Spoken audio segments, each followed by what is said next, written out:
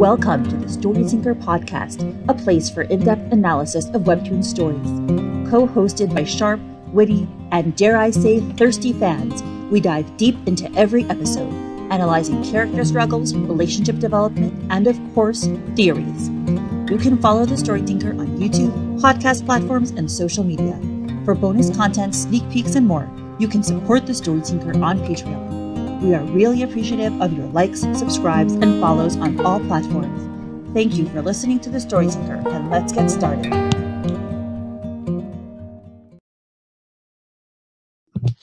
Hi everyone, and welcome to episode 87 of Midnight Coffeeland. And today we are with Patty and Veronica. Hello. Hi everybody. Yes. So this episode is a pretty serious episode. There are, intense things going on in this episode, so be aware. We got a lot to talk about, and so if this, I guess I'll just throw this out there, just like we do, like Lily does with the episode. Like if this episode was tough for you, you might want to think about it when you listen to this episode of Tiger Pop. I almost called it Tiger Pops.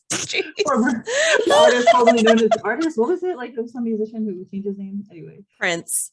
Okay. It was Prince. Yeah. Anyway, if this is a hard episode for you, just keep that in mind as we talk about this. Yep. So Veronica, take it away. All right. So we start off with the last scene from the previous episode. And he's there asking her if she's terrified. And she's like, it was terrifying. I thought so. You're being way too calm for what just happened. She's like, okay, Phil. Like, seriously, why does everyone keep calling me that? Who the fuck is Phil? I love that everyone called him Phil. Yeah. It was hilarious. I love that callback to episode 13 when Quincy calls him that. It's so funny. It's so funny. Yeah. I couldn't remember where it was, so thanks. Mm-hmm. And so then we scroll past the opening credits and we see them here where Tora's holding her and she's just remembering and repeating what he said. You were being way too calm for what just happened. And you see her just kind of start zoning out and start really seeing, like taking in again, like what happened. You see her kitchen. You see her that she's not calm. She's numb. Yeah. She's being really hard. Which I get that. I get that because when I go through high adrenaline situations, no one could tell. I just 100% exactly the same. Exactly the same. So I totally see where Poppy is because we almost had a home intruder. And when I came upstairs, it was one morning, it was like a year ago. It was cold, so I'm assuming it was a year ago. I came downstairs and I turned the corner to go into my kitchen to make coffee in the morning. And someone is legit standing on the back deck looking through my patio door like this. Oh my God. And we instantly made eye contact. And as soon as we made eye contact, he turned and he left. But I was just like, I should go upstairs and tell Scott. Yeah. He's like, why didn't you yell? I'm like, no, I should have. Oh my gosh. I just don't do that. I don't do that. Like I burned myself once and I didn't yell. I was like, that doesn't even make sense. I should have. When I broke my wrist, I didn't cry out. I was just like calm and collected and cool. And because in my mind, when stuff like that happens, I instantly start thinking, what are my next steps? Without thinking anything else, it's like simultaneously something high adrenaline is happening, stressful, and I think, what's my next step? And I feel like that's where Poppy is. Yeah. I kind of took it a little bit also as like she's kind of hanging by a thread. She's trying to keep it together, because we know she's an emotion stuffer. And I think she's doing a little bit of that here. And I'll talk a little bit more as we get further on into the episode of why I think that. But I think, you know, she's kind of in that flight or fight mode for sure. And like when you're in that mode, you kind of just go into tactical and like, okay, what's, like you said, what's the next step? How do I, you know, move on from here? And like she does have that really dazed out look. It kind of reminded me of Tora when they were in the alleyway, when he had that like wonky 1,000-yard stare. I'm like, oh, she's having her own moment now. Yeah. I was I was a little confused when we first saw the kitchen panels, but then I figured she must be, you know, flashing back to where she was when the attacker attacked her. Yeah, this episode could be it was a little confusing because it did have a lot of flashbacks. And so if you're not like really paying attention to that, you can kind of get lost. Yeah. And I think like you know, because I'm looking at this from a very different lens. And so I'm seeing that and I'm like, well, she had said earlier in the last episode, but you have to remember that kind of stuff. Like that she said, I was attacked in my kitchen. And so I had read these two back to back and I was looking at it. I'm like, okay. So this is a flashback. But if it had been a whole week in between, I could see where like, oh, I don't know why are we looking at the kitchen sink? What's happening? I almost, for a second, I could see somebody being like, is someone else going to attack and come through that kitchen window? Yeah. But you see how that would happen. If this was a horror comic, there would be something slithering up out of that sink. Yeah, with vacant eyes. Oh God. Okay, let's move on. No gross wormy things here. Go back to her inner monologue and she's like, I had this strange experience for the first time that day at the office, some kind of delayed fear response. And it shows those flashbacks of when they're in the office with Erdene and Jacob. And she's like, it felt like even though the danger had passed, I was still reliving it in my mind and my body, which almost felt worse than the events that had occurred. It was like I'd been stuck or sucked into a nightmare realm. And the scary part is I wasn't even aware of it. Like that is scary. That is deep shit. Yeah. Like, that is really going somewhere dark. Right. It's like all of it's piling on and snowballing for her. Like, I think if these events had happened in isolation for her, I don't know that she would have had this strong of a response, because it's like, oh, well, this one shitty thing happened to me. Yeah, it's stressful right now, but I'll get through it. But she's had thing after thing after thing after thing build up. She hasn't really had any time to calm down and process any of this. So like, no wonder she's caught off guard by her own emotions. Yeah. Poor girl. This little bit started confusing me a little bit. So maybe if I tell myself everything's back to normal now, I won't have to experience again. At least not until I'm alone again, when no one else will see me in that unhinged state of fear. I was a little confused by this.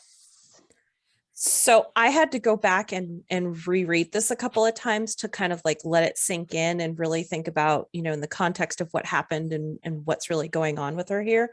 And this is kind of how I read it. But I feel like she's cocooning a little bit again. So like earlier I had said that, you know, Poppy's an emotion stuffer. And I think what she's trying to do here is kind of put on the brave face and not fall apart in front of Tora. I think she's really trying hard to like, she doesn't like to let out her emotions a lot. And when she does, in the past, it typically has been with Tora that she just emotes, right? But I think the reason that she wants to contain it here is because she's still hurting from the experience from earlier that afternoon. Oftentimes what happens is when people have had an experience like she did with jewelry for many, many years of being shut down emotionally, and then she got that really shitty thing happen between her and Tora because he was being an asshole. Yes, I'm still salty about that. But, that's going to make somebody cocoon again. They're going to be like, no, fuck you. I'm not going to tell you anything. Like, I'm going to keep this to myself because I don't know how you're going to react. It doesn't feel safe emotionally in that minute. I think that even if that hadn't happened with Tora, I feel like Poppy is used to handling her emotions on her own.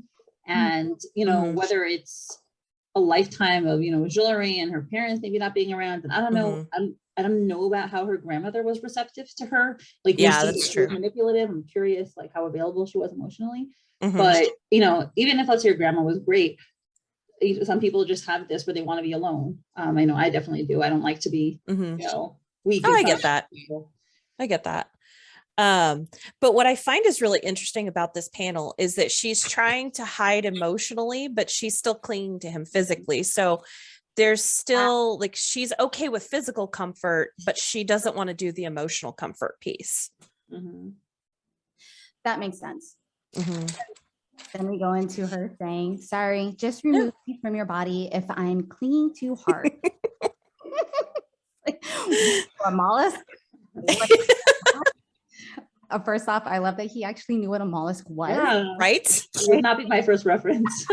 Oh God. I think it was Christina that was saying like he probably watches science shows like Nature and stuff like that. Watch, he's probably a really big like Planet Earth fan. Like Planet Earth fanboy, because that would be amazing. Because that's how he would learn about those birds. Right. Well, and I mean, he's had what, like 2 years off from the clan. I mean, that's a long time to be like on vacation, right? So who knows? Maybe he's spent a lot of time in front of the TV with cable. I feel like he would watch all that shit when he's hanging out at Quincy's. Yeah. I feel that's where he would watch it, probably trying to drown out whatever sex sounds are coming out of Quincy's room. I could see that. A love story for the mollusks. Right. Yeah, he's just gonna watch how mating works with wild birds of paradise. Maybe that's where that whole thing came from. The whole like rooster and I think it was Vogelkop or whatever it's called. Like, oh my God. Why would you think of something like that? But that between that and the mollusk, I'm like, dude, you've been watching too much cable TV. Yeah. Or maybe in his second life after the mafia, he's going to go be a zoologist. Maybe. Yeah. And so then we move on to the next panel and he's like, it's not clingy if I don't mind being clung on to. Oh. He gets this dump. And she's like, crap. Well, you can see her gorgeous eyes. The blush. Yes. It's like you can always tell, right? When the tension starts. The way Lily is so good at just conveying that kind of tension without any words, just by like subtle facial like exchanges and stuff like that. Right. And they're pretty close to each other right now. Like they're like, whew, like tangled in each other. So his shirt is open. She's on his warm chest. Yep. His eyes are freaking stunning. The part of his chest that she was looking just earlier that day. Yeah. Right. It's like right there. You could probably see your bite mark, Poppy. Probably. You probably just tucked behind that little piece of hair. Just a little bit, right? Yeah. And then of course, like any woman, she's flustered because of it. I mean, I would be too. So yeah, because it probably just hit her out of nowhere. Yeah. And then she's like, crap, I was supposed to give him a piece of my mind, but he's such a dork. I can't even stay mad at him. Plus, he literally just saved me from a home intruder. I'll share for later. Good thing I made notes. I love that she took notes. Can I just say, I was like, Poppy, I have in my notes here, because of course I told you guys I took notes, a lecture with notes, and I was like, Poppy, have you been living in my head? That's funny. I have to say also, it's so reflective of real life because couples arguments don't always come in the most neat packages and at the best time. Because it's like sometimes you're arguing right before you're going to a family event and you show up and you have to pretend like you love each other. Or like, or like something. Oh my God, my poor dear husband had a very severe accident when we were so mad at each other. I was very mad at him. Mhm. I was the most unsupportive. I was like, he had just gone through like a major concussion. He was in the hospital for a week. He couldn't move for like months. And I was like, I'm being such a bad wife, but we were like in the middle of a major like fight in our lives at the time. And I was like, okay, this is like the worst time for it to be happening because I'm so unsupportive. So happens.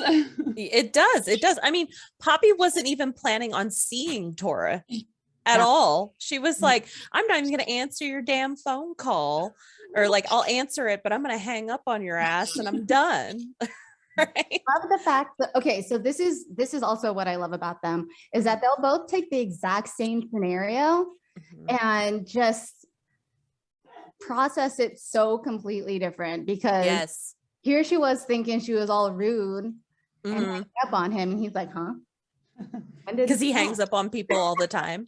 By the way, which could give you a clue, he still is unaware that she is mad at him, because he didn't recognize her hanging up on him as a sign of her madness. It was just like, okay, so he's totally going to be caught off guard. Yeah. I mean, I think he's got a little bit of a clue with like, yeah, I ditched her at the cafe, but I think that's the only thing that he's thinking about. He was in such a state of stress that he didn't even remember what he said to her. Like, we'll get into that a little bit later though, but but she's like, damn it, I missed my opportunity to like, now is not the time for me to say this. Like, I could tell she wants to say it because it's on her mind, because it just happened that day, but she's like, crap, not the right time. At least aware enough to know that that's not the right time. Yeah. At least to, think it. Yeah. Oh man. Him squirming, or her squirming. She's like, Tora, you could feel the tension building. Oh God. And she's like, I'm feeling better now. So, and then the world goes awkward. Okay, so yeah, okay. Here, I have a theory. Okay, I have a theory too, but I want to hear y'all's first. Okay. So I wrote this on someone else's page, and I like actually looked it up, or someone else's post on the seedlings. I don't know if any of you saw it. I did. Okay. I agree with you completely, but I want to hear you say it. So sometime like a year ago, I was listening to like this trashy, like free audio books and stuff like that, just to like, fill my mind with fluff. And there was this part where like this dude went through a really traumatic experience, and he's dealing with also having to deal with a hard on, because apparently adrenaline boners are a thing. At least that's what this book was saying when I was listening to this story.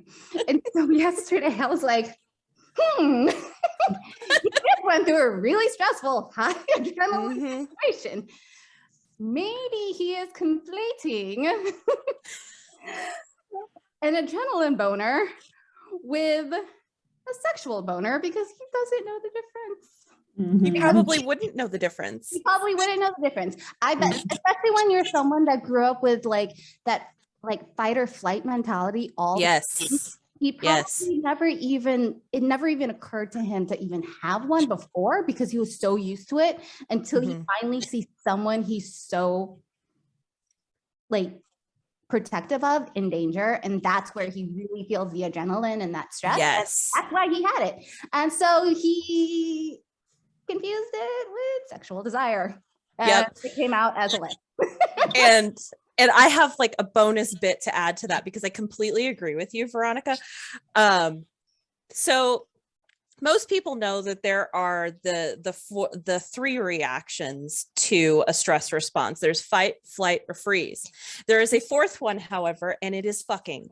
So I know it's funny, but some people do numb out through sex. And it made me think about when he was talking about his fucking go encounters, where he's like, I don't do relationships. It's just fucking go. Right. And I'm thinking what may have happened here is that he's just so used to like, hey, after a stressful mission or something, he's not the type to go get a beer or to go use drugs and stuff like that. We've established that. Right. So He's going to go out and get him some tail instead.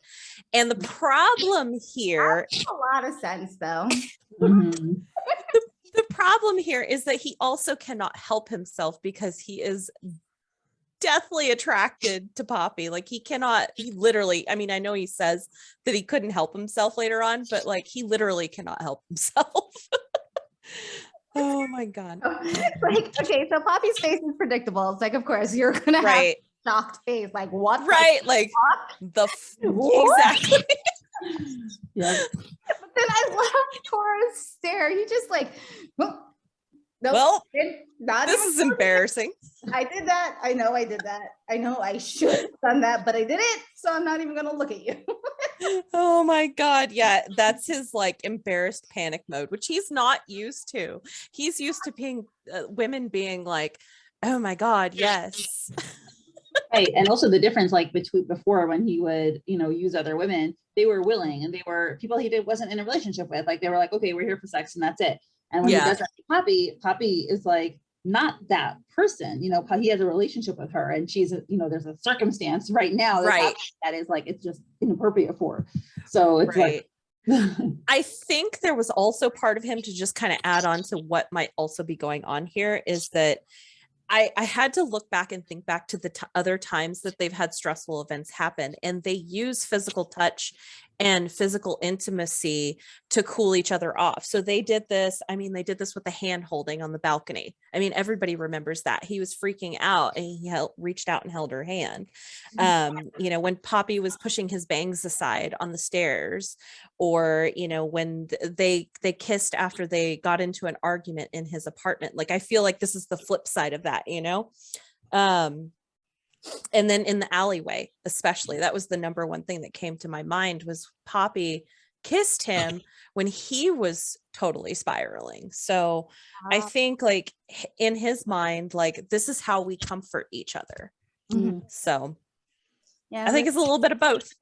It wasn't the best timing for him. No, it was not. It's still not good timing. And you still don't want to do something like that post a loved one being attacked. Probably not the greatest idea, but I get why it happens. Yeah. Face, like, what was that for? I love his embarrassed face. Like that. The best. The best. Oh. He's like, fuck, I screwed up. What I just do. And all he can say is sorry. Couldn't help myself. That's it. Yeah. I don't think I mean, maybe after this he'll think about it, but I don't think he's ever given it thought before. Oh, probably not. And then Poppy's like, well, I guess I'll take that as a compliment. How is it the most awkward? Like, oh my gosh.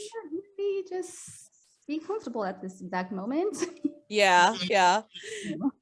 Oh my gosh. And then of course Tora has to like exit stage left. He's like, shit, gotta go. Yep. It's been 15 minutes. Oh man. But seriously though, where is Rhonda? Yeah. No, people. Okay. So I mean, 15 minutes is a long time. It is. I'm looking for someone on the roof. Yeah. Jeremy, you're making me I sad. swear to God, like I don't get like hopped up, hopping mad about a lot of things in this comic, but I swear to God, if something happens to you, Ronzo, I will lose my shit. Okay. No, chocolates are supposed to be protected. They're these precious little things that need to stay in a little cushioned box. Yes. And he is one. He must be protected at all costs. Yeah. He's chocolate number one. Right. I mean, granted, like, I think we all know he can take care of himself. Dude just was like, hey, all right, I'm the business. I'm going to, climb up this balcony here and get my butt up on the roof and go after an intruder. The next floor. Yeah. Well, and what's interesting is as I was doing my analysis for the previous episode, I was like, I don't think that this guy came in with a weapon, because if he would have had a weapon, I think he would have used it. Right. And so I'm like, maybe Gyu will be okay, because I am a little worried that he's going to hurt Gyu, but like, well, at least maybe he doesn't have a weapon. Someone had an interesting theory. They said, what if the intruder is Goliath, which is a general theory, and that's why it's taking so long, because they're talking rather than fighting or trying to stop each other.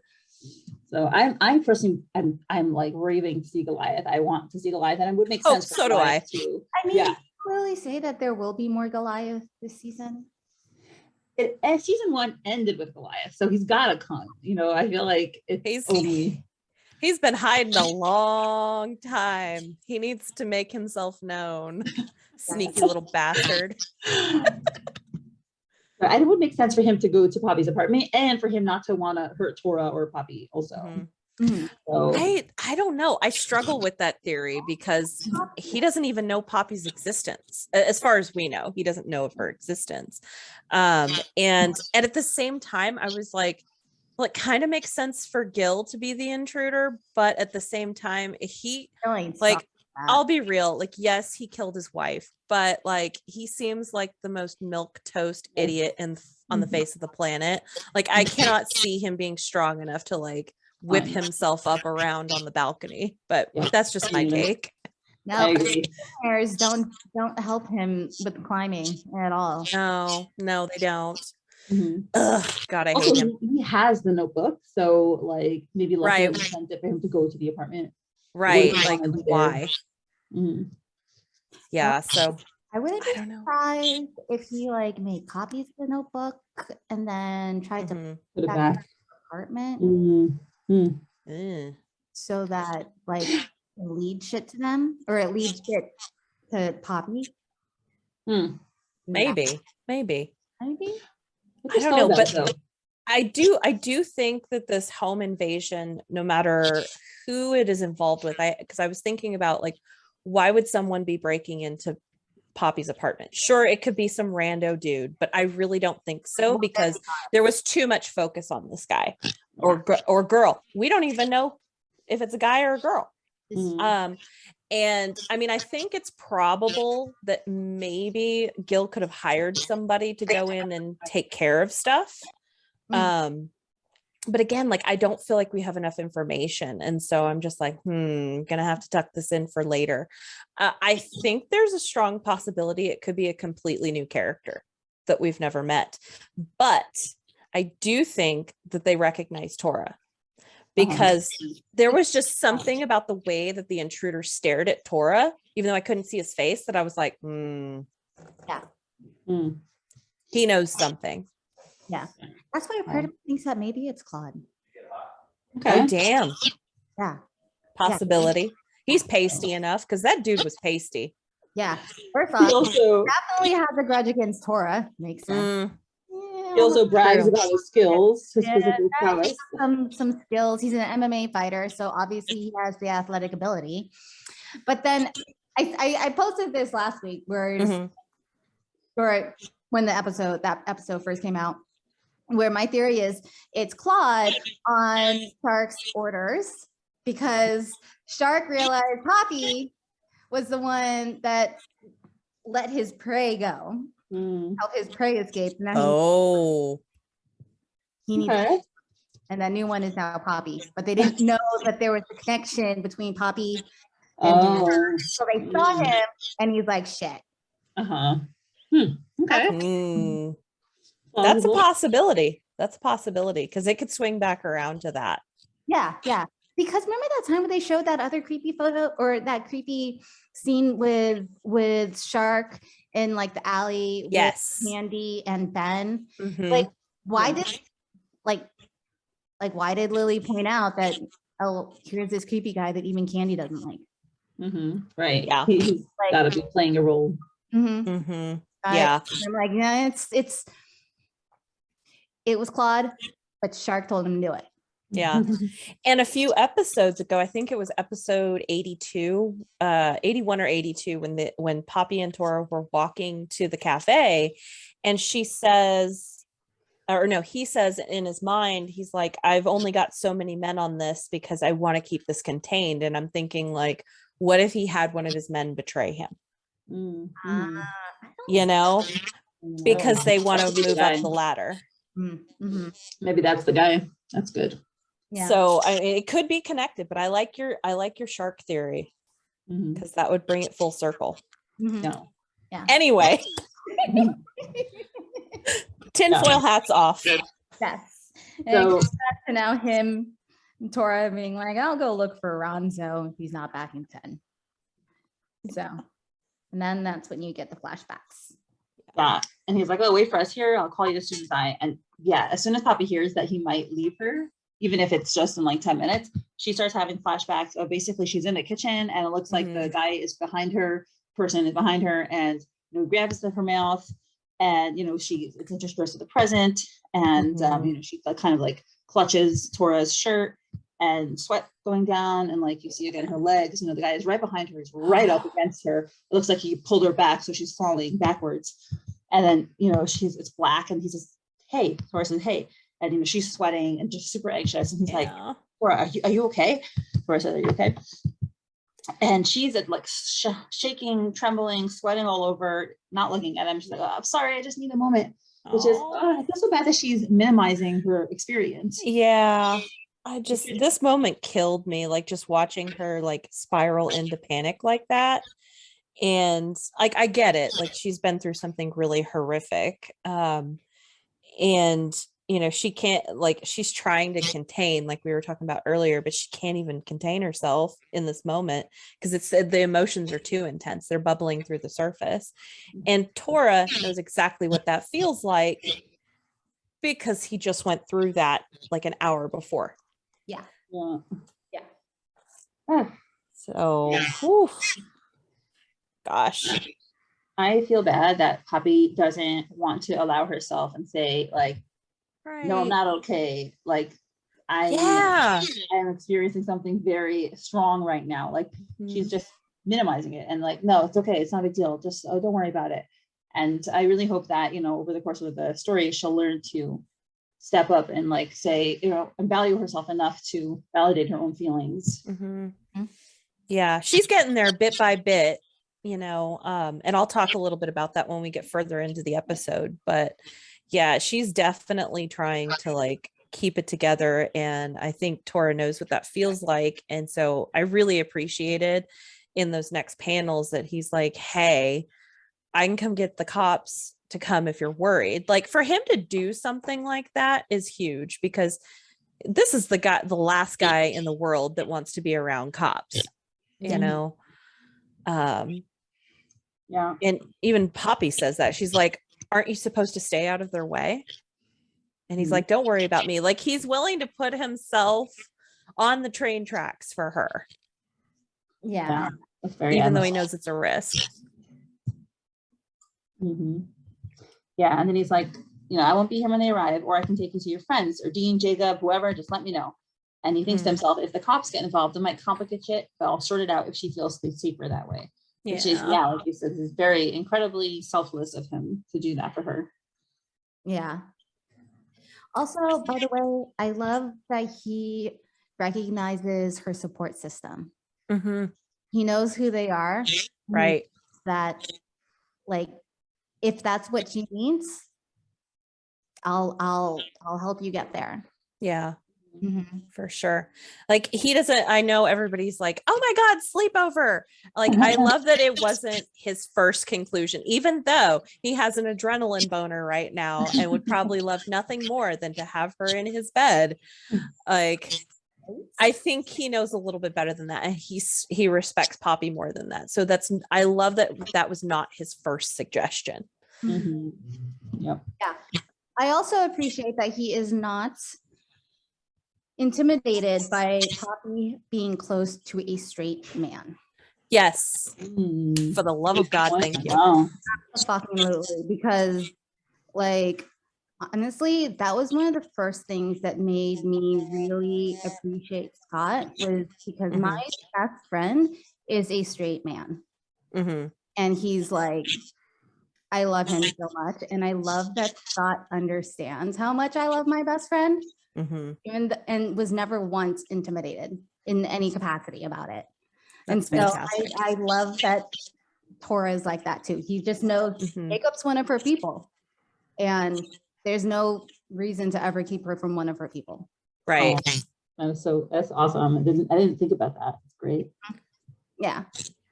Yeah, because I mean, I've ended potential, like, just even somewhat dating a guy when they didn't like the fact that my best friend was a straight guy, and I'm just like, but I don't know what you want me to do about that. Right.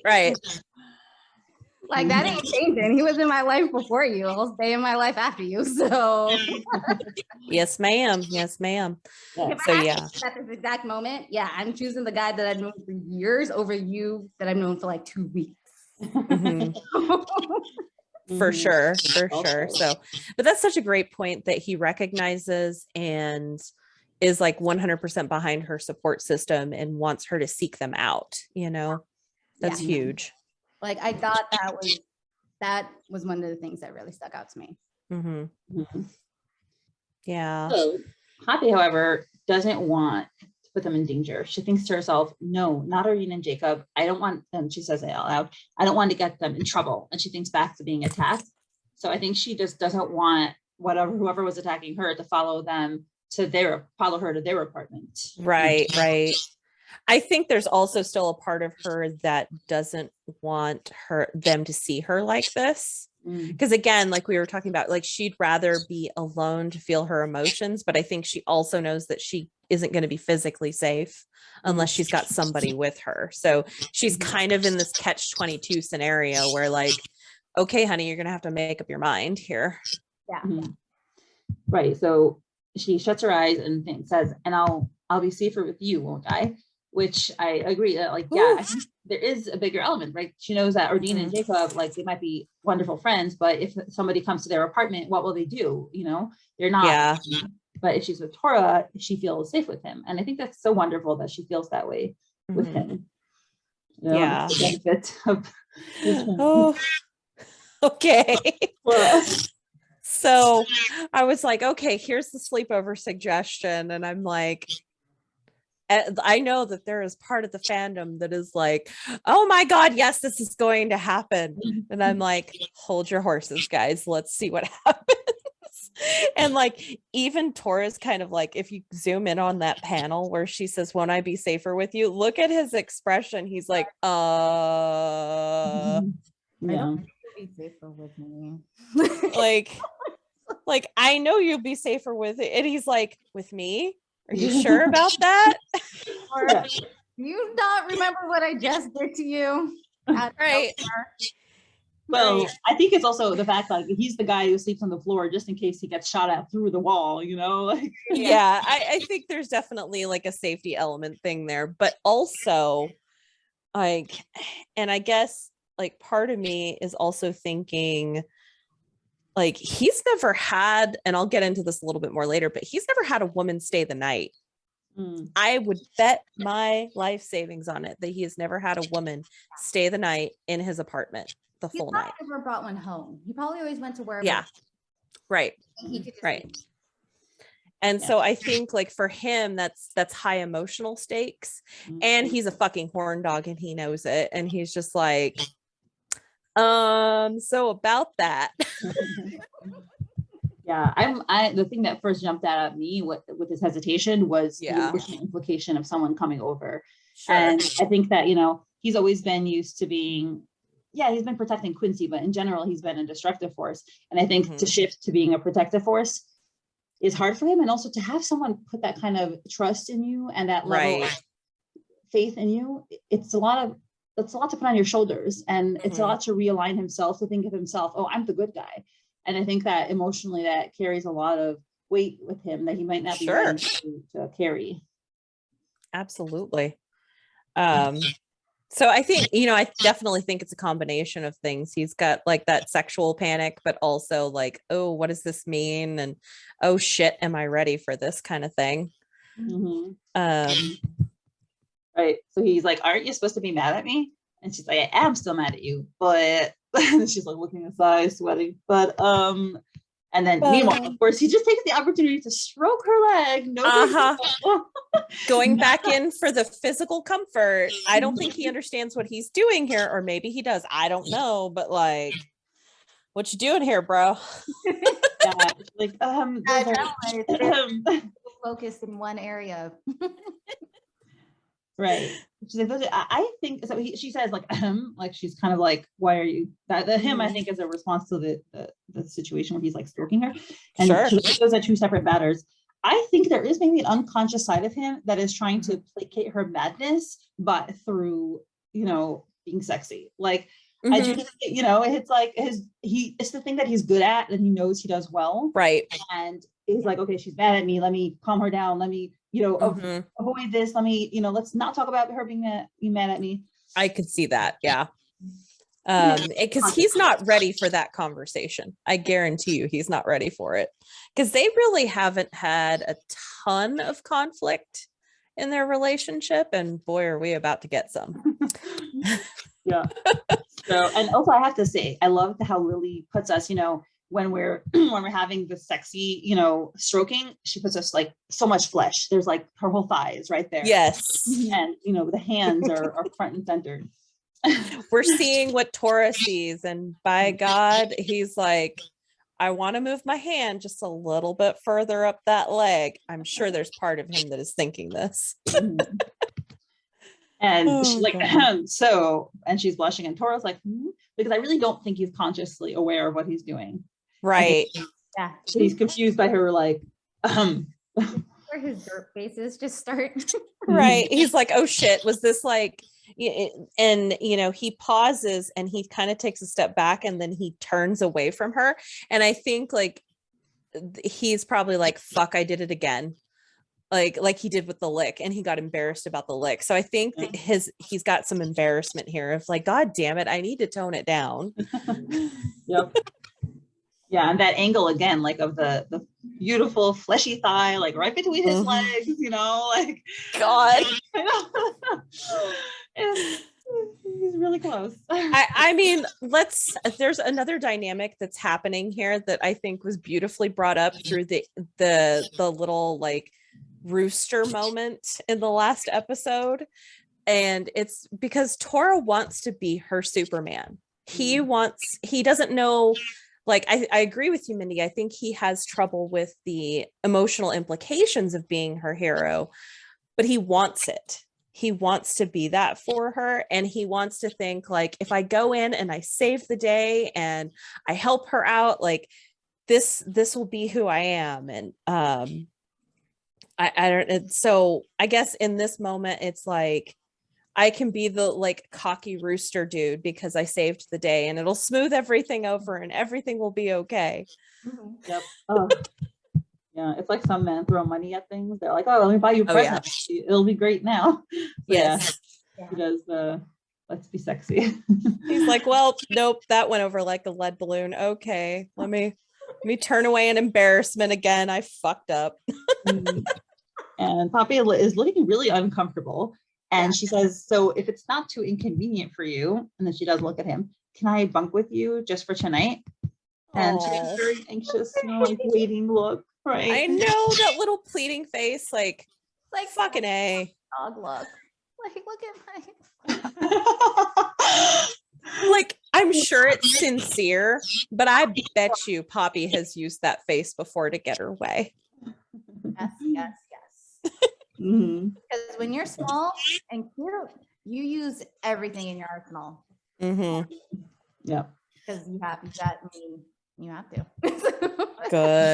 Goodness. Like, and it kind of reminded me of the nightclub scene where like she's hanging onto his back and she's like, but I know I want to ride like this for some more. Like, I don't want to get a cab yet. And he's like I could say no to that. Yeah, she upped her cutesy. Right. She upped her cutesy.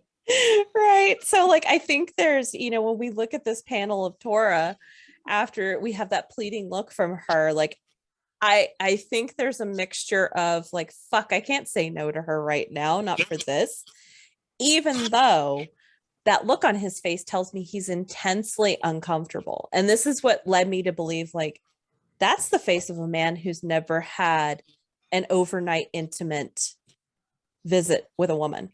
Mhm. Like, Yeah. again, he's the fucking go type. This is new territory for him. So I think he's worried that he's going to do something wrong during this exchange.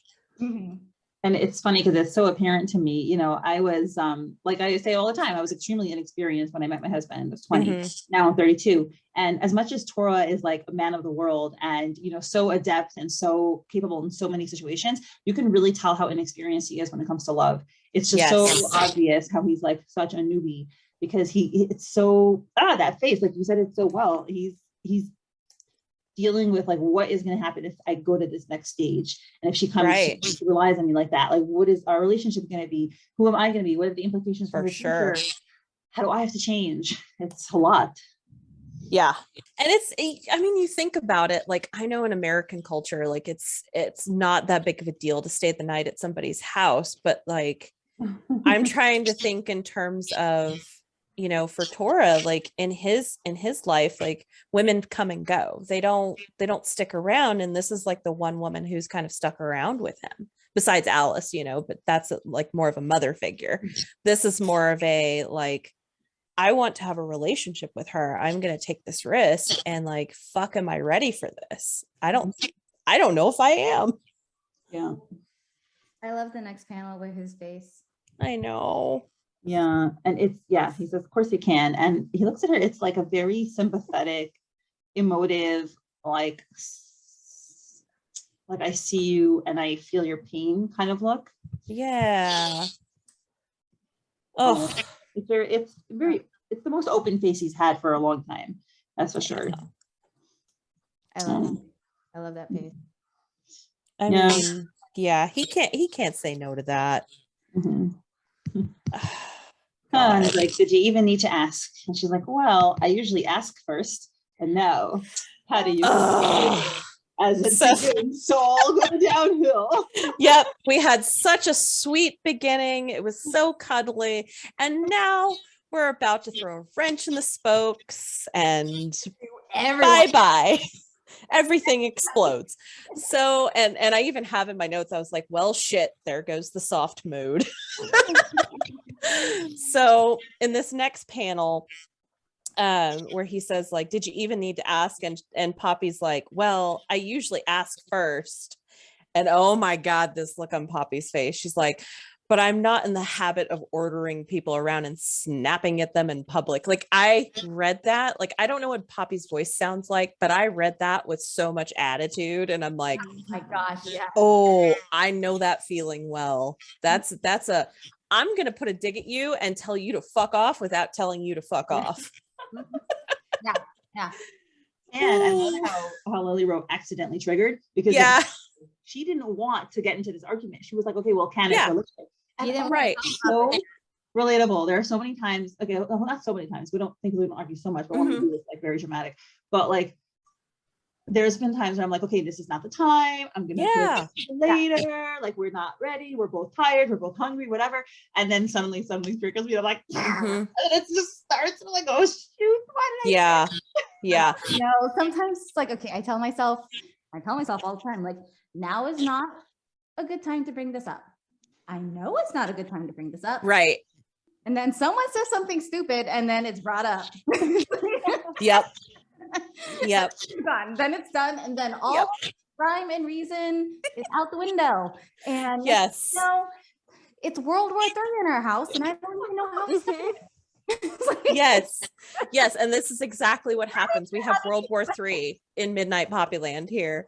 But yeah, like, and you could see the look on Tora's face. He's like, what? Just like, listen, ladies, like, your man ain't gonna fucking know what you're talking about when you're like making that little comment. Like, he's gonna be like, the hell? Like, I don't even remember what, because literally, like, they don't in my experience, I can't say this is for everybody because I don't want to piss anybody off, but like, men generally don't have like the same rumination that women do about things that bother them.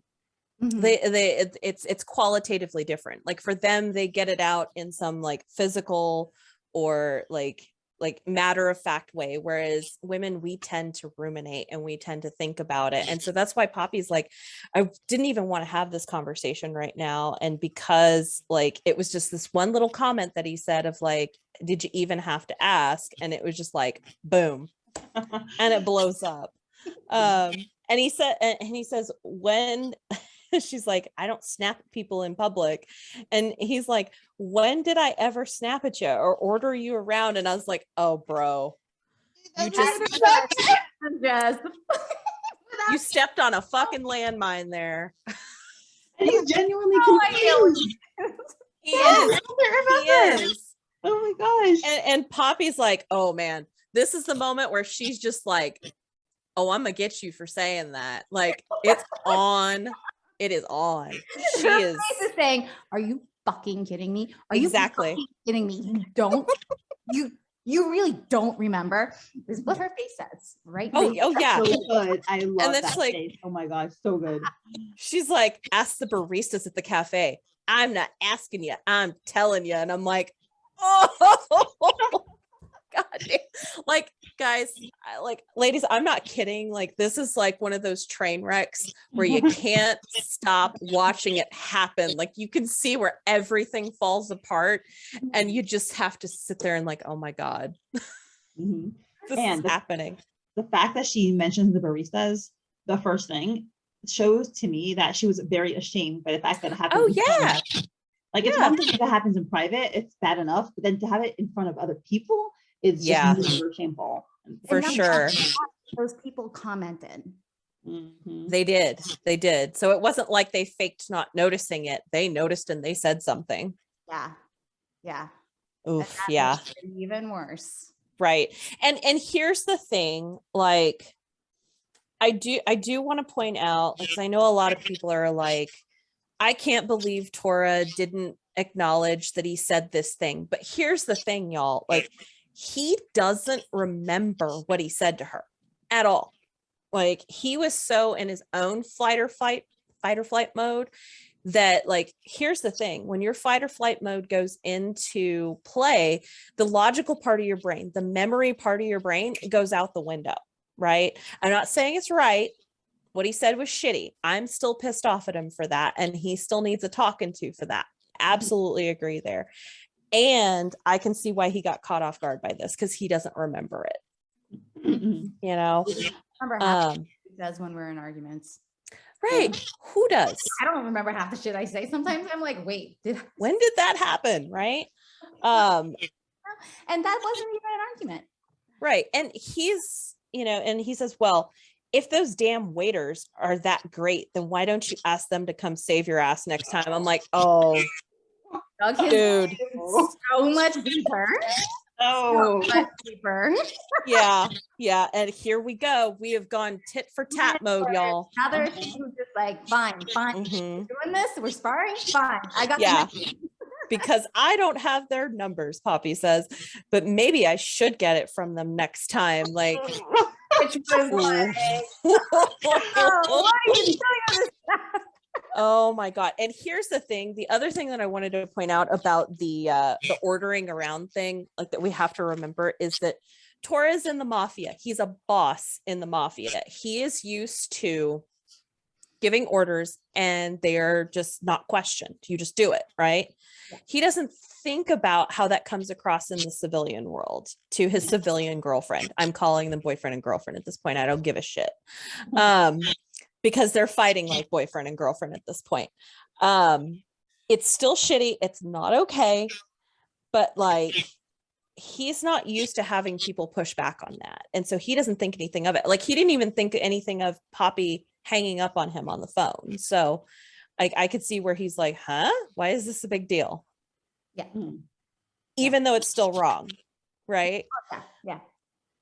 So this is why this blows up. And the problem is that now they've both triggered each other because he's used to fighting with words and being very, very physically aggressive too. And I'm like, oh Lord. Like, I know Lily would never do this, but like this next panel of Tora, like, he lost his shit right there. Like you can tell, man, like just he's like, look, you're being a real bit. And he stops himself because I think he remembers like, this is Poppy I'm talking to. By the way, also what was triggering, so, you know, what? The fact that he was able to stop himself, I give him huge props to that. Yeah. Yes. Yeah. I will get into that, but go ahead, Mindy. So like both of them said very like mean things to each other, right? He was like, you know, those waiters basically, you know, got them to save your ass because he's like, they can't, right? I'm the one who can do this and save you, right? And then she got him by preying on his weakness of not being wanted, right? Like she's the first one that wanted him and sees him romantically and sees him as a permanent, steady, amazing, wonderful person. Right. And she's like, well, I don't want that anymore. I don't, you know, they're just as good as you. I don't need you. And of course that's like super true. And that's what makes him explode. Oh yeah. For sure. I think that's what a lot of people aren't realizing in what she said here, and why a lot of people are more on Tora's case. Yeah. More so than Poppy's, because really what she did say was very mean. Yeah. It is very, very mean. And it's like, so with Scott and I, so when Scott and I first started dating, okay, so this was many moons ago. Story time. He was not the most logical arguer and fighter. And he was with someone for many years prior to me that was very toxic, that used to purposefully trigger him. Because if he went full ape shit, she looked saner. Oh. So, yeah. So she would trigger him like hardcore. And so that was his initial response every time we fought was, well then, I'm just going to say the meanest shit I can possibly think of. And after I was just like, you don't know. As soon as you say this, like, I had to say, I'm like, as soon as you start name calling, your argument is moot. You're done. You're done. Yeah. You're not thinking logically anymore because you can't. You just can't. Because at that point, your brain is just on defense mode, and that's it. You're not taking anything in anymore. It's just all coming out. It's all reason leaves the building. Yeah. Like it's gone. Yeah. And when he was triggered by that, he lost all reason, but somehow he managed to pull it right back in, which is very impressive. Right. Because let's talk about the fact that, you know, this is a man who punches a wall after a text message from his boss who's abusive to him. He also throws a pillar when he wants to beat the ever-living shit out of jewelry, and he doesn't get a chance to, right? Like he is like continuing to hold himself back in different ways, like, but we know he has those violent tendencies. And so again, like I said, I don't think Lily would ever do that, but I think the fact that he catches himself in the middle of calling her a bitch is important. Like you said, that's a huge step. It's a huge step because it could be so much worse. He could have gone on a tirade. Right. And I think he really recognized like, oh fuck, I'm losing my shit. Hang on. This is Poppy. This isn't like one of my stupid little underlings, right? Like, not that he feels that way about his guys, but yeah. He's so used to that vernacular. I mean, the other thing that gets me is, and I feel like the fandom constantly needs to be reminded of this. He is in the mafia. They are not sweet. They are not like, oh, let me hold your hand and coddle you kind of thing. Like, no, they don't talk like that. They don't interact that way. Question about our feelings this week. Right. Like, who did we kill? Right.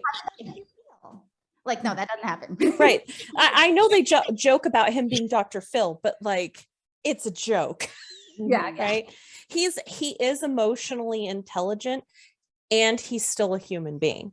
And, you know, I have to explain this to people all the time too, because like, okay, you guys know I'm a therapist, right? Like, and so a lot of times people will expect me to be beyond reproach and to act perfectly in all situations. Well, I can tell you right now that I am a human being with a past that is not fantastic. And I still have moments where I'm like Poppy and I get triggered. And I'm like, you know what? Yes, I'm going to do better. Yes, I'm going to work on that. But like, you have to have the space and the opportunity to work on that. And thus far, Tora hasn't. Nope. He really hasn't. And the fact that he hasn't, but can still control himself is amazing. Right. Like when he's triggered, and he sure never really taught how to handle that is, I mean, absolutely. It shows a lot of self-awareness. It really does. It really does. So I just have a little faith, y'all. That's all I ask. Have a little faith. It will get better. I'm sure it will. Remember, this is a romance. It will get better. And I think this is honestly like the best part about Midnight Poppyland is that it's not about two perfect people and them falling in love and everything's happily ever after. It is so realistic. I mean, we've been in relationships for a while. Everyone was like, oh my gosh, this feels so real. You know, we have our good sides and we have our bad sides. We have absolutely when we act like nasty people and times when we're loving and affectionate to each other. And it's all part of us. And I love that Lily shows us a story where you have people who don't always do it right. And the story is about them getting better and healing and becoming more in tune with each other. And it's a lifetime process. Like we're absolutely we still won't be perfect. right. And I think we also have to think about the context of what led up to this argument. Like, it's important that we look at everything that has happened up until this point. And the majority of the time, Tora has done nothing but support and respect Poppy. And so I think it's important that we remember that even when they're fighting. And Poppy has done the same, right? Like, so she said some ugly things here, and I don't think she gets a pass at that either, you know? And at the same time, like, we understand where she's coming from and the things that she's dealt with. And she's done a lot to encourage him. And like you said, Mindy, these are two imperfect people. They're learning and growing. And here's the thing about when you learn and grow, you're going to stumble. You're going to stumble because you don't learn from being perfect. And so I really love that this is depicted in this way too. But back to the fight.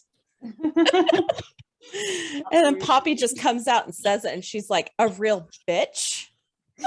I'm like, I'm just sitting there thinking like, man, you yelled it. Yes. So loud at him. Like, you know, and like, she's not one to cuss, right? So like for her to do this, she has to be pissed, right? And then she owns it, man. She's like, well, maybe I am. And he's done. He's like, oh, I got to stop.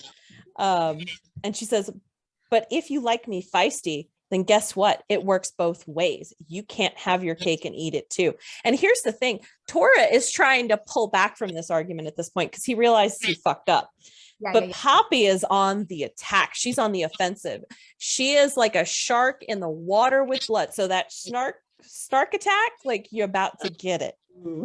That was a prophetic shirt, y'all.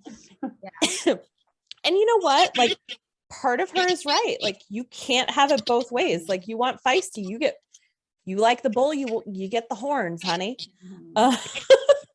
And so Tora goes right back in and he's like, I'll have all the fucking cake I want to eat. And I'm like,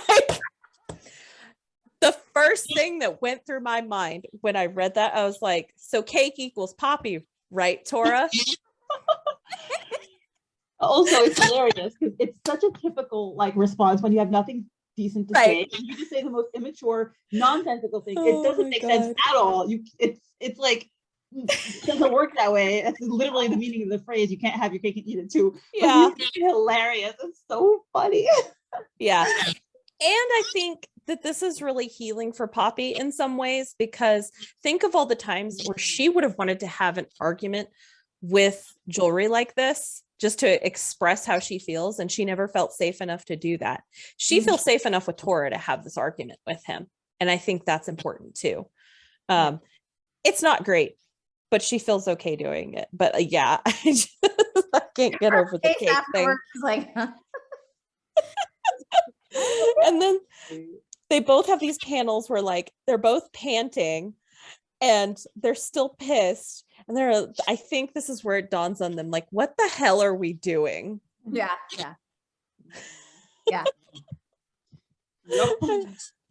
Sometimes after one of mine and Scott's World War III fights, we'll just stare at each other and just immediately start laughing because we're like, we just did that. That made no sense. We just went there. Yeah, like there was one time we were in a World War III fight for no fucking reason. Like it was over Kesha, and I don't even know why it was over Kesha, but we were yelling about it. Oh God! We caught ourselves, and we were like, "This is dumb." We don't even say anything. We just look at each other, and we just started laughing. Hysterically.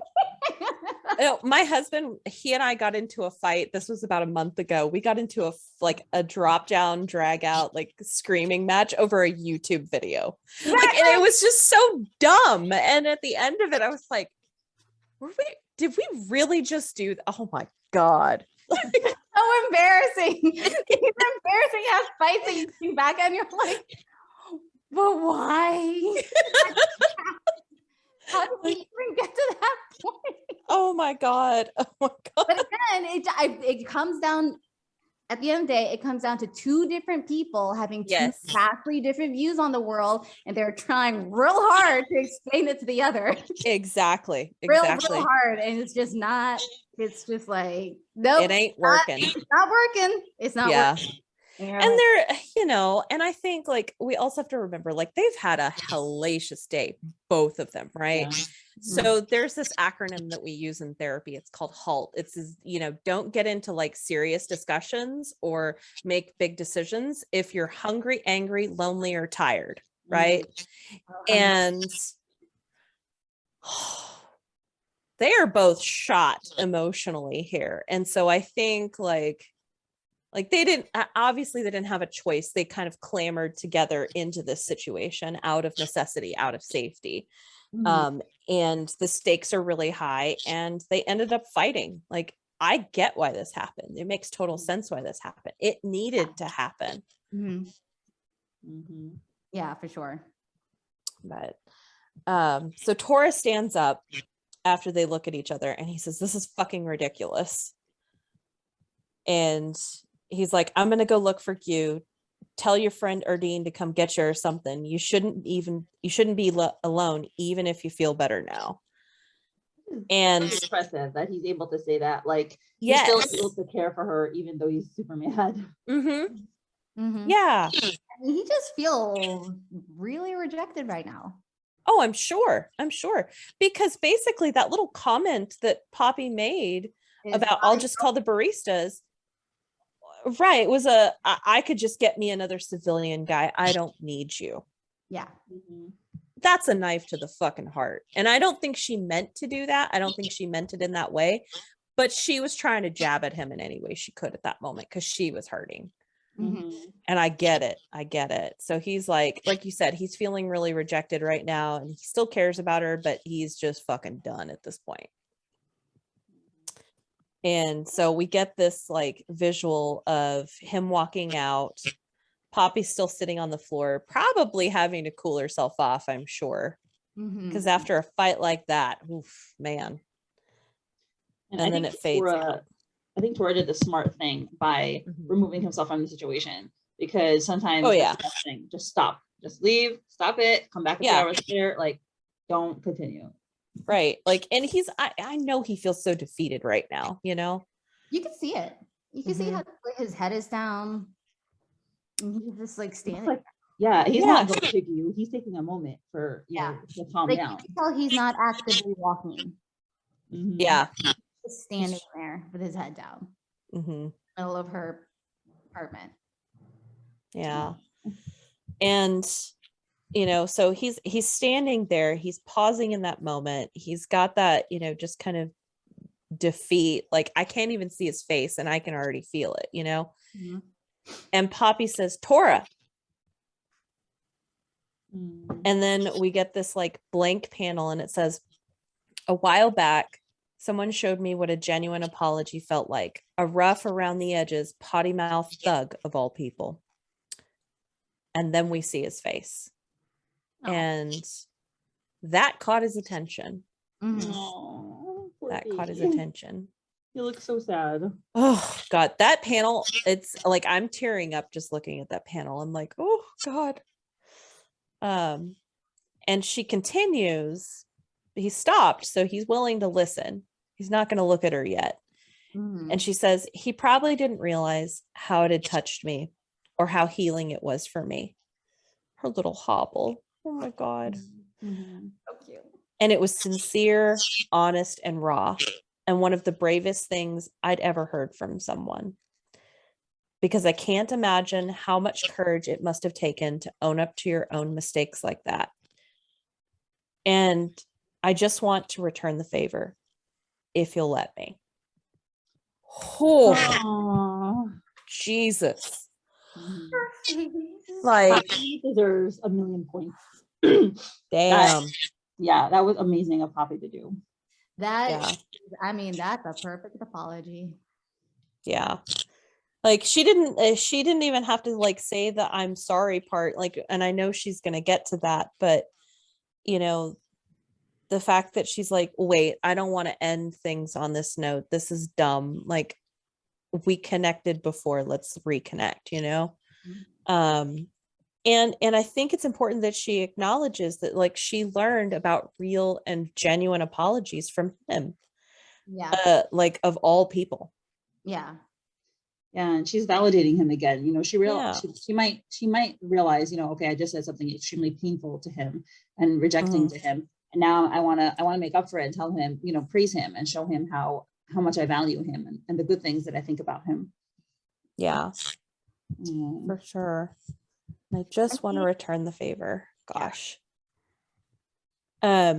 One of the things I'm reminded of as I look at these panels is I thought back to the context of the last episode where Tora was having his panic attack.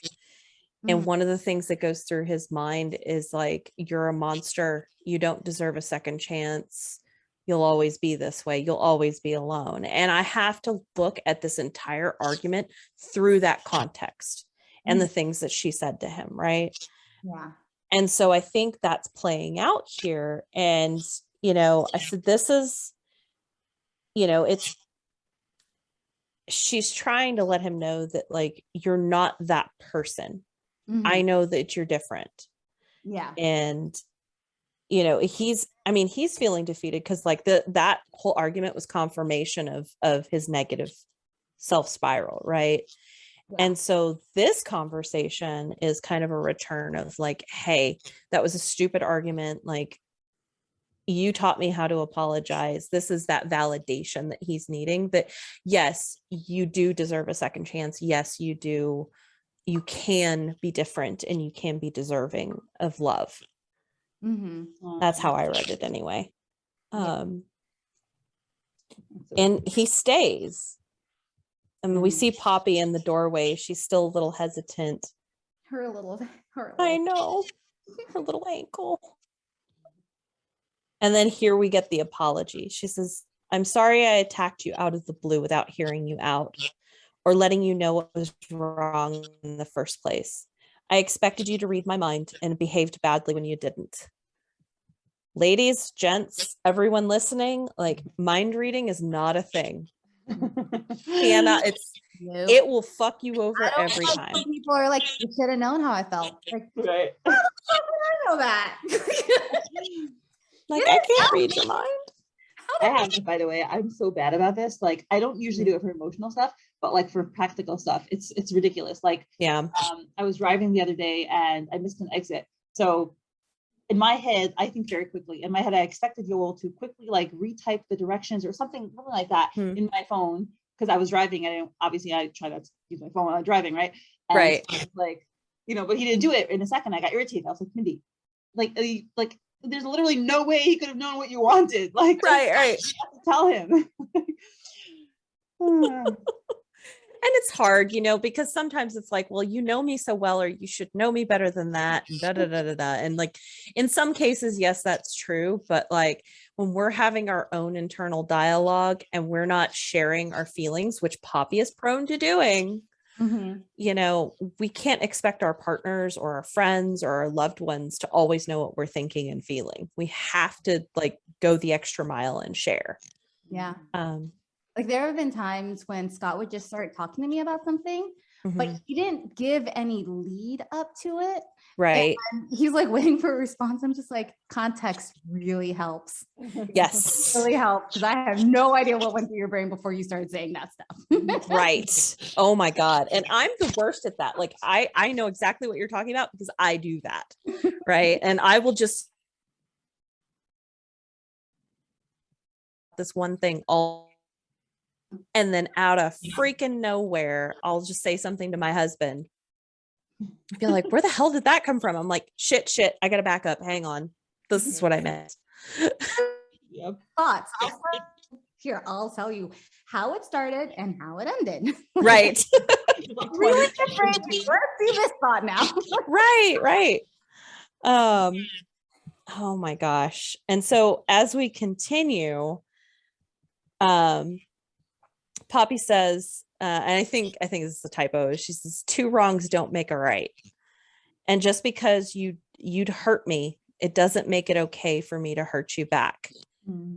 100% true. 100% true. Do we do it sometimes? Hell yeah. Obviously it happens. Like it becomes tit for tat, right? But I think the good thing is that Poppy knows like, hey, that's not cool because I've been in that situation and I hated being on the other end of that. Yeah. There's something I would say to Scott if I'm really, really mad at him. But I have to like go somewhere so we can't like actually have this talk.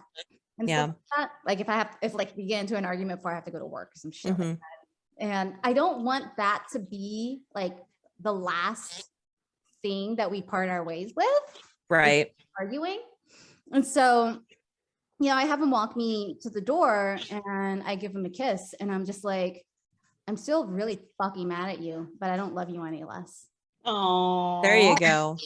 Wow, that is very sweet. Yeah, because I need to reinstate, especially if we're going to physically part ways, that just because we're fighting and I really don't like you at this exact moment in time, I still very much love you.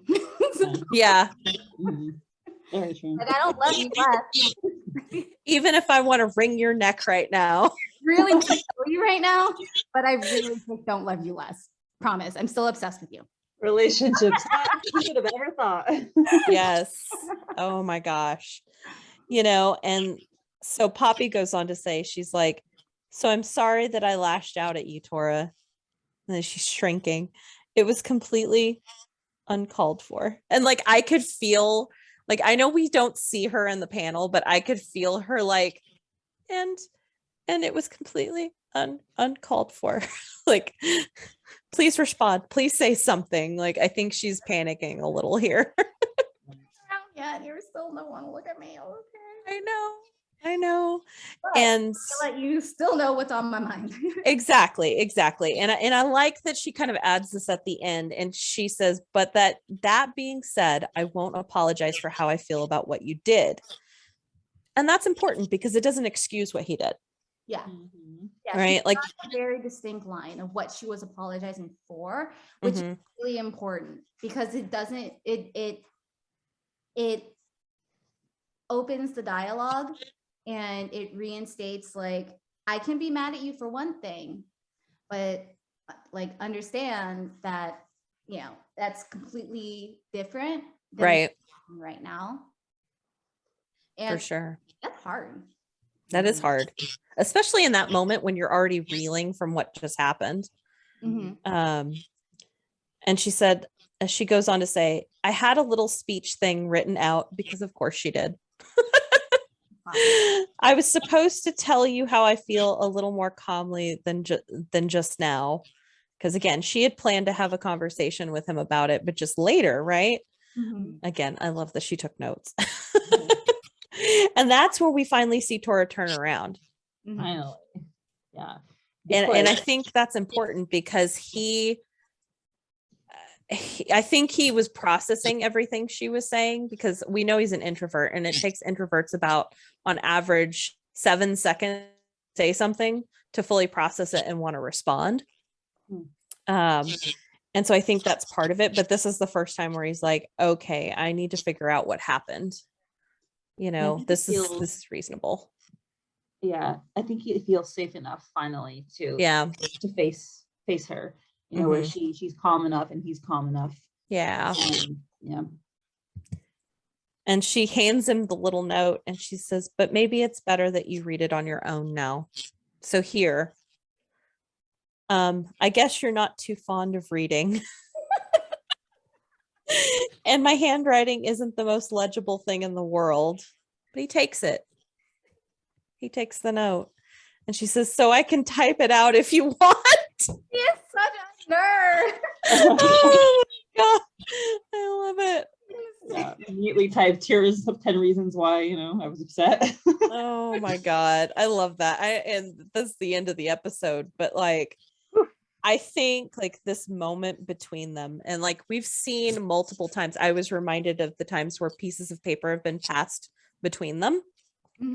We started out with the paper airplane, and then the note that he left her for her birthday, and now we have this. So we've kind of like gone through. I know, this is the first time she gave him a note. Right. Yeah. Oh. And I'm like, oh goodness. So wait, I'm definitely curious. What is going to happen next episode? I have no Where's she gonna go? None. I have no fucking clue where it's gonna go. Because this really threw me off. Yeah, for sure. For sure. Zero theories for next week's episode. Oh man, it's hard because like it could go either way. They could have a conversation in that moment and they could decide like, okay, well, I think it's best that you come with me. But honestly, I think she's probably going to end up at somebody else's house. I think she might end up calling Erdene in the long run. You know what? Honestly, I don't think so, because at the end of the day, she still feels the safest with Tora after what happened. Yeah, I could see that. I could see that. She did also still state that she doesn't want to get Jacob and Erdene, because then she'll have to explain. True. Oh, yeah. That's a good point. I mean, she didn't even tell Erdene about Tora in the first place. That's true. So she's not going to be quick to tell her, especially because she's so mama bear. Yeah, because she hasn't even talked about what happened that afternoon, like to an extent. Oh shit, that's a good point. Mama bear, she is not going to stay with her. and requires a certain amount of mental preparation to friend that personality is that strong that they will intensely encourage you to open up, but will respect if you don't. But there's still that intense encouragement to open up. Oh yeah. And for her, she just doesn't have that mental capacity right now. So that's okay. So that prediction is she is going to stay with him. All right. Yeah. And we also don't know what happened with you. I bet you Tora's going to go up on the roof. Oh yeah. There might be some more drama there. That's true. That is true.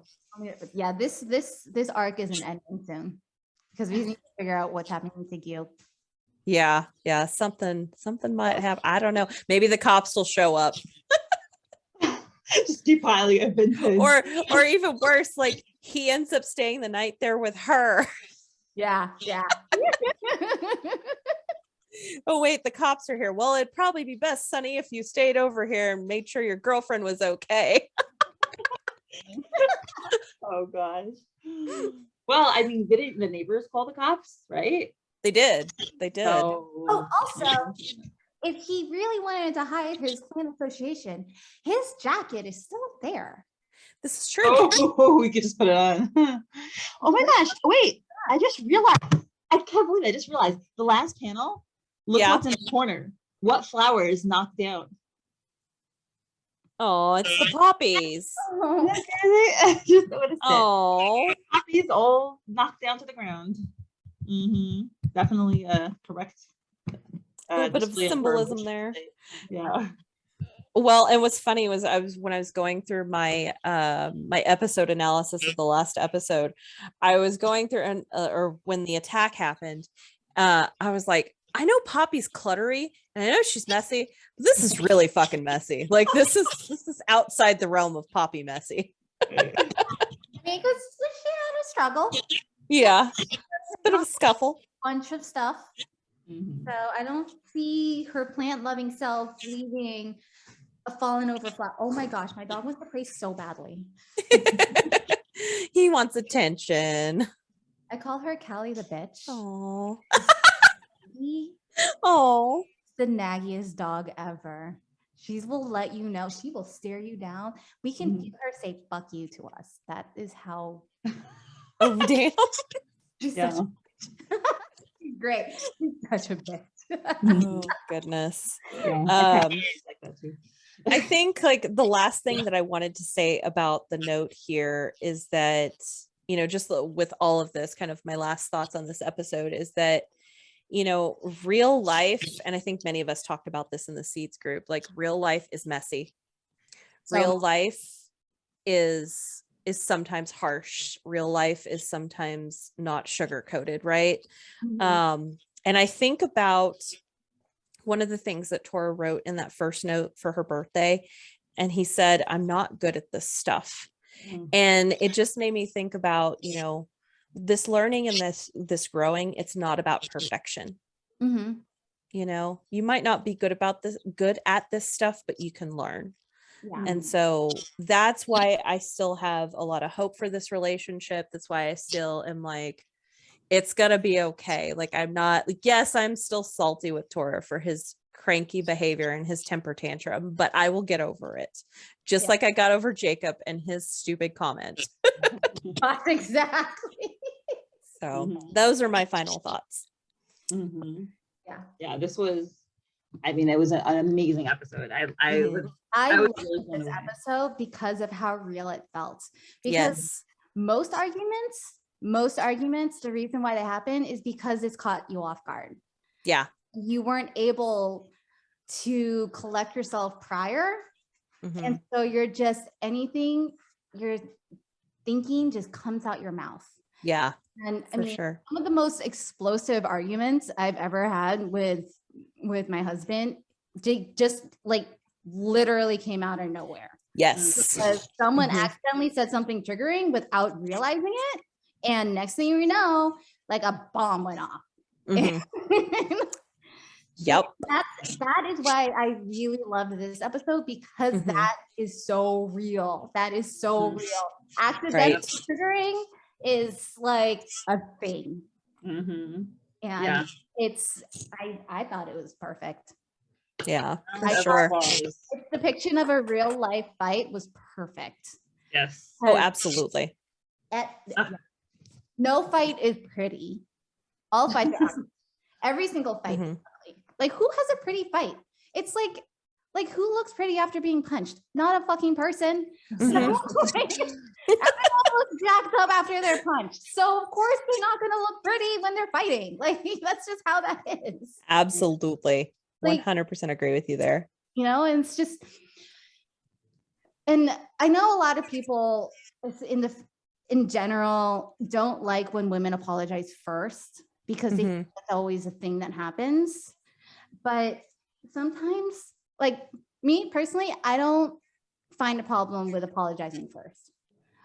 Like, because I truly do, majority of the time, am just capable of speaking calmly sooner after a fight is. But it doesn't mean he's like waiting for me to apologize. He's not.